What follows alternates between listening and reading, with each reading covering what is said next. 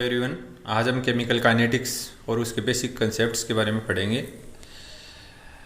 सबसे पहले chemical kinetics या रासायनिक बलगतिकी क्या है।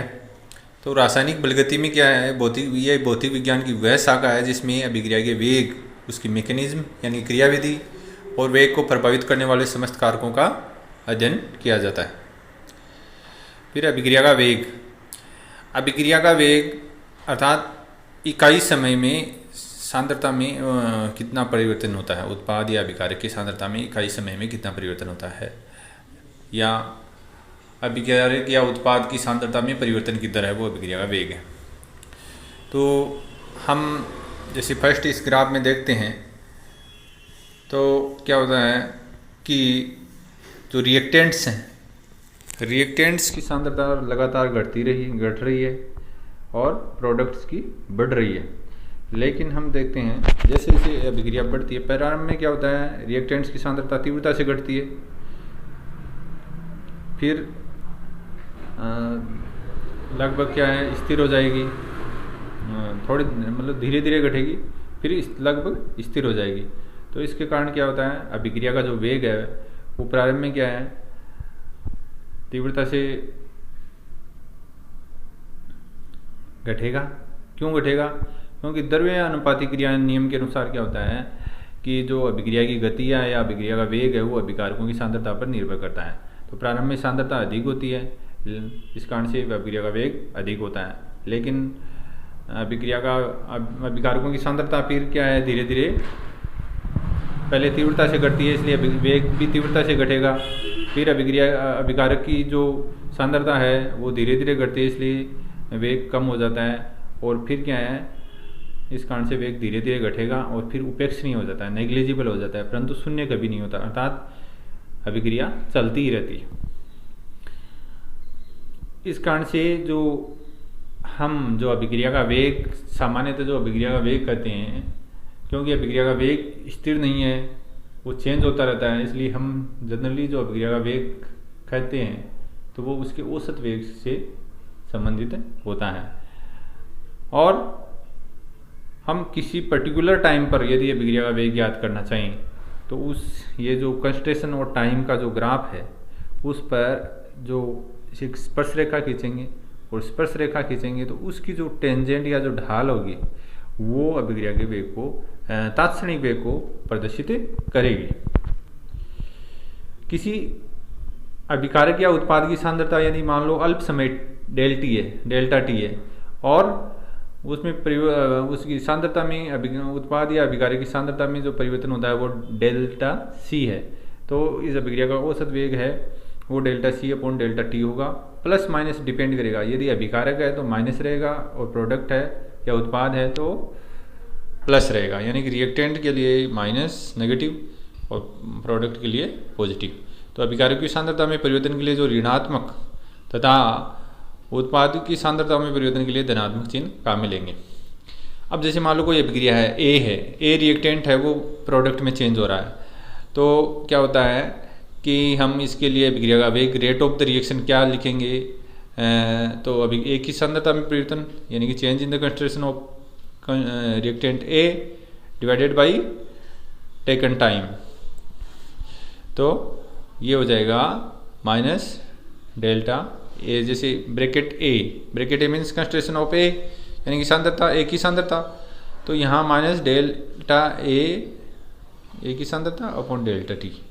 ये माइनस न क्यों है, क्योंकि ए के संदर्भ में, रिएक्टेंट के संदर्भ में, इसलिए नेगेटिव है। अब जैसे मान लो कोई अभिक्रिया है, H2O2 है, यानी कि हाइड्रोजन पेरोक्साइड है, वो H2O और O2 में वियोजन हो रहा है उसका।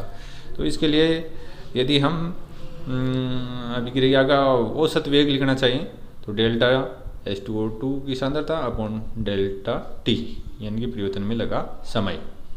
नेगेटिव क्यों? क्योंकि H2O2 के रूप में है, यदि हम H2O के रूप में लिखते हैं तो पॉजिटिव आता है। ये औसत है तो डेल्टा आएगा, तात्क्षणिक होता है तो डी, ये अवकलन के रूप में होता है। अब कोई सामान्य अभिक्रिया जैसे मान लो ए है, ये जैसे अभिकारकों की सांद्रता के लिए नेगेटिव साइन लगते हैं, प्रोडक्ट की सांद्रता यदि यूज करते हैं तो पॉजिटिव साइन लेते हैं। तो जैसे मान लो अभिक्रिया है, ए ए रिएक्टेंट है वो बी प्रोडक्ट में चेंज हो रहा है, तो इसके लिए अभिक्रिया का वेग लिखेंगे तो ए के संदर्भ में लिखेंगे तो नेगेटिव माइनस डेल्टा ए की concentration of A upon delta T, और ये बी के संदर्भ में लिखें तो प्लस आएगा delta concentration of B upon delta T, ये हो गया।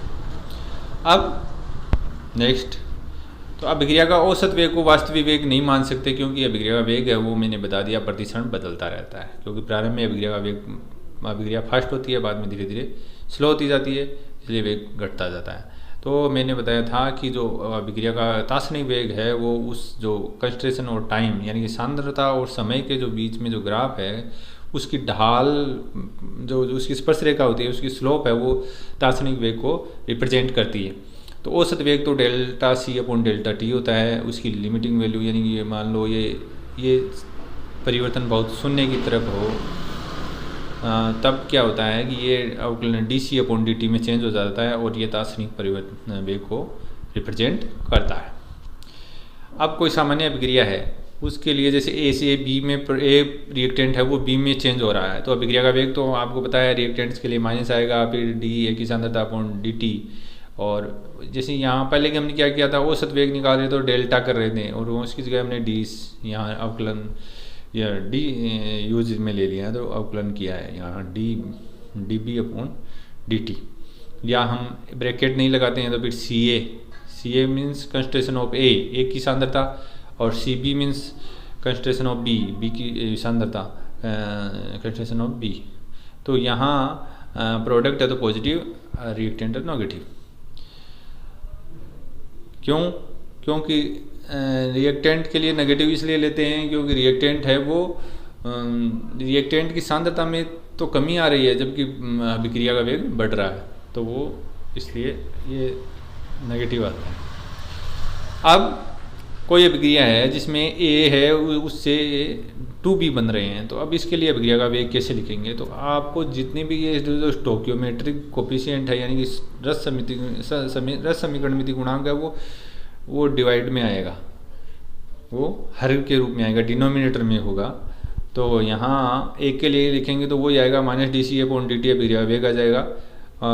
प्रोडक्ट बी के लिए लिखेंगे यहाँ 2b है, तो प्रोडक्ट के लिए पॉजिटिव तो रहेगा लेकिन 2b है इसलिए 1/2 से ये मल्टीप्लाई होगा, यानी कि 2 डिनोमिनेटर या हर में आ गया तो 2 से विभाजित होगी, जो D C B upon D T है 1/2 होगा। इसी प्रकार से कोई सामान्य अभिक्रिया है जैसे N1A प्लस N2B, ये चेंज हो रहा है M1C प्लस M2D, यहाँ N1 और N2 और M1 M2 क्या है, ये स्टोकियोमेट्रिक कोफिशिएंट है, ये बैलेंस्ड इक्वेशन है उसके, तो रस समीकरणमिति गुणांक है। तो ए के विलुप्त होने का वेग, ए के लुप्त होने का वेग है वो तो minus D C upon D T रहेगा, लेकिन अभिक्रिया का वेग लिखेंगे तो ये होगा -1/N1 D C upon D T होता है। बी के लुप्त होने का वेग पूछे तो आपको ये कोई हो जाएगा minus D C B upon D T. इसी प्रकार सी के बनने का वेग, क्योंकि सी प्रोडक्ट है तो सी के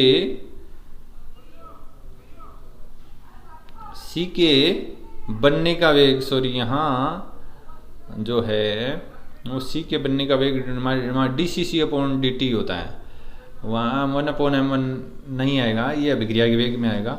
और डी के बनने का वेग यहाँ भी ये करेक्शन कर लीजिएगा, D C D upon D T है डी के बनने का वेग, जबकि अभिक्रिया का वेग है वो 1/M2 से मल्टीप्लाई होकर फिर ये जो टर्म होगी। और इसलिए अभिक्रिया का वेग इसमें संदर्भ में लिखें तो पहले वाले में ये दोनों में ए और बी में नेगेटिव आएगा, और जो उनके जो रस समीकरण गुणांक है, रस समीकरणमिति, वो उनका भाग लगेगा, और ऐसे ही उनमें प्रोडक्ट वाले में पॉजिटिव रहेगा, उनके रस समीकरणमिति गुणांक का भी भाग लगेगी, ये अभिक्रिया का वेग। इस प्रकार से इनमें ये रिलेशन होता है। तो मेरे ख्याल से ये वीडियो आपको समझ में आ गया होगा। फिर भी यदि कोई समस्या हो तो आप कमेंट बॉक्स में डाल सकते हो।